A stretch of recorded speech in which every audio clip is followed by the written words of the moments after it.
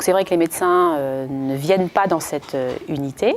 Moi, j'y interviens surtout pour la sélection, entre guillemets, des patientes qui peuvent accoucher sur cette unité, car elles sont vues en consultation par des sages-femmes, mais une fois par mois, sur les dossiers qui peuvent poser souci, pour savoir si elles peuvent faire partie et accoucher dans l'unité parenthèse, les sages-femmes me présentent les dossiers un petit peu plus litigieux, dans lesquels j'émets des avis pour une acceptation ou non du dossier pour un accouchement au sein de l'unité parenthèse.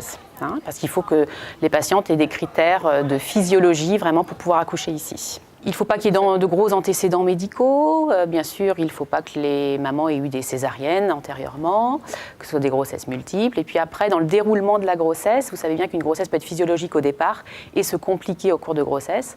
Donc elle peut faire partie de parenthèse à un moment. Et puis si une pathologie arrive, moi mon rôle c'est de dire là non, stop, le suivi ne se fait plus par une sage-femme mais par un médecin. Donc, ou une sage-femme mais en unité normale et non plus dans le pôle physiologique, car son suivi nécessitera une médicalisation au moment de l'accouchement. Généralement, c'est pour soit des hémorragies à l'accouchement, après l'accouchement, ou alors une stagnation de la dilatation du col utérin, ou une demande de péridurale de la patiente également, car les douleurs sont tellement importantes qu'elle ne gère plus. De toute façon, pour toute patiente qui accouche à parenthèse, la sécurité, c'est le maître mot. Il ne faut pas penser que c'est un suivi qui est fait à la légère. Bien au contraire, elles sont ultra suivies. Et j'ai envie de dire même plus suivies, parce qu'elles ont des consultations très régulières. Et les sages-femmes font très bien leur travail. Et dès qu'elles voient qu'on n'est plus dans la physiologie et que la pathologie peut apparaître, elles nous appellent tout de suite et les patientes rebasculent dans l'autre unité.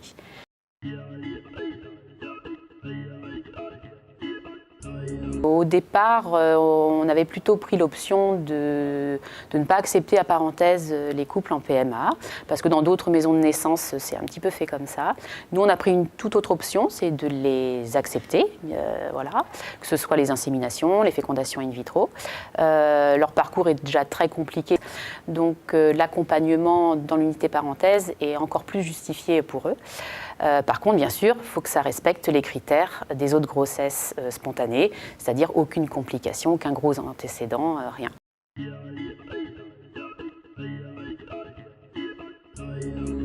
Il peut y avoir des retards de croissance intra-utérins, des bébés qui sont un petit peu plus petits ou des complications hypertensives en fin de grossesse parce que les mamans en PMA sont un peu plus âgées que les mamans de grossesse spontanée. Donc si les mamans accouchent avant 39 semaines d'aménorrhée, il n'y a pas de souci, mais à partir de 39 semaines d'aménorrhée, il y a un suivi également en hôpital de jour dans le pôle normal en plus du suivi de parenthèse pour ces mamans-là.